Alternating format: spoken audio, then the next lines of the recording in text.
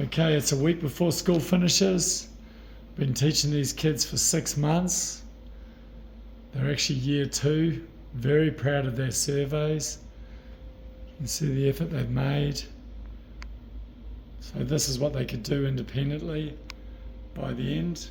Help them one or two sometimes with setting out the page, because they're only working on these tablets, which are a little tricky with their fingers, and they've only just been given keyboards, but keyboards would have made it easier. But yeah, sometimes moving things around on the page is hard. So they've actually put their done this in Word and then done the table from their survey in Excel and then graphed it and then pasted that back into the Word report. Okay, they've enjoyed the 3D printer here. We're working on Christmas gifts now. There's all their lovely 3D prints here. So proud of them. Trying to integrate it, into religion, for example, God's creation, the fish, making their own trees, realizing how amazing it is, God making a flower, how complex it is just making it something plastic like a daisy here. Some of the kids did a wonderful job. These were their carts, their first design project, technology challenge. That, or the puzzles, some wonderful puzzles. This girl actually took 2 days of her spare time doing that. It's got 4 layers. She's done a brilliant job. And some of these cars, the little details on them, absolutely wonderful. Okay, one boy turned up. Mister, I made our solar system. Okay, all I helped them was this, putting that bar in. So they're using Tinkercad, which is very easy to use. It's not like trying to get CAD going or Fusion 360 or something like that. They've also enjoyed their art, and it's a big part of what we do. You can see all their beautiful artwork up here.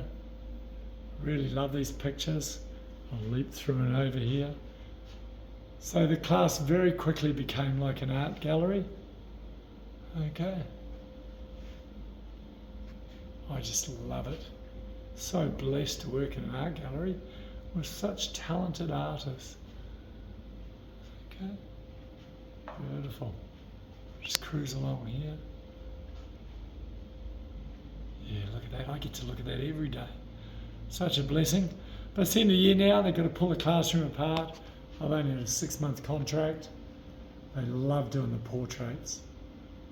It was amazing. Their first portraits they started were just, I don't know, they left a lot to be desired, a lot of room for improvement, and they've done that.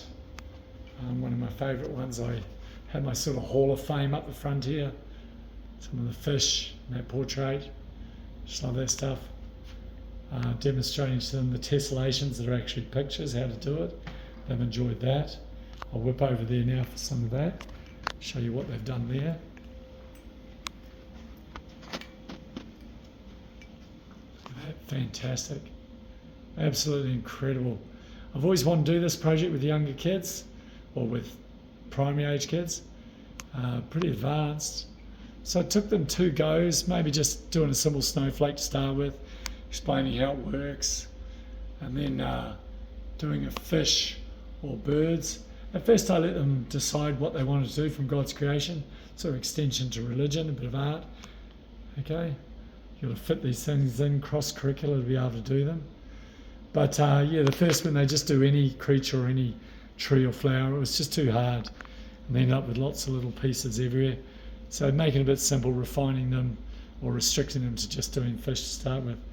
We have our own library corner. It's a bit of a mess at the moment, but I like to have try and find some good, wholesome books. I believe a lot of the books that we do with kids these days are nothing but witchcraft, sorcery, or nastiness and gossip. It's quite crazy. These marimbas here, they love playing them, and they've learnt 2 or 3 songs and a couple of tunes. This was our science. They learned about sound, mind mapping. I'm big on mind mapping, and the problem is we've dumbed down the younger curriculum so much. There's nothing to mind map, nothing to link. This is some painting. I taught them how to mix colour. It's quite interesting when you first show them how to mix paint colours, primaries to make secondaries and so on. They think you're magic. They think you're Picasso or some amazing artist. So this is their pictures they did to do the sound cycle, and this guitar stand. This guitar's fallen over. Stand it up again. But yeah, that's the guitar stand. So very budget, but very effective and very cool. Whoop, someone's knocked the religion corner. Very important. Bible each day. Christ the centre. That's got motto. There's my big BH2 microscope. Wonderful. The kids bringing things to look at. Pre-prepared slides you buy from medical places. Usually pretty boring, to be honest. But if you can get a real drop of blood or some spit, that's pretty exciting when they see things moving around and that. There's some special stones I brought in to show them. I don't often give those ones away, but they love them. I bring in a couple of electrics. The kids are getting now where they're finger picking and doing chords, okay, and playing a bit of lead guitar with chords as well.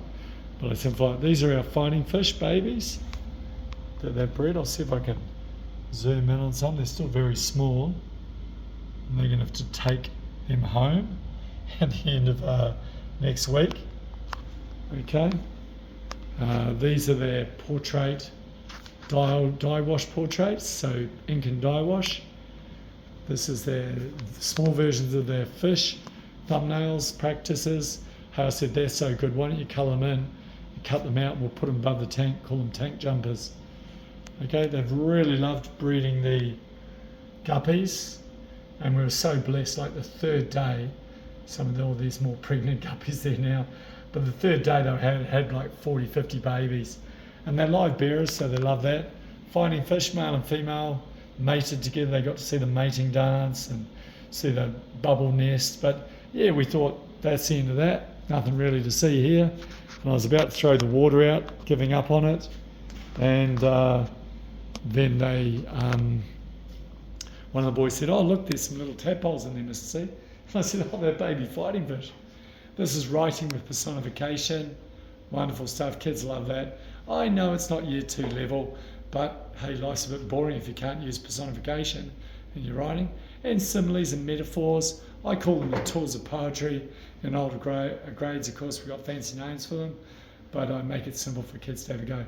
These were some very simple manuals. So this was like the first thing they wrote for me, but they progressed through the term from there to reports, writing St. Francis reports, okay,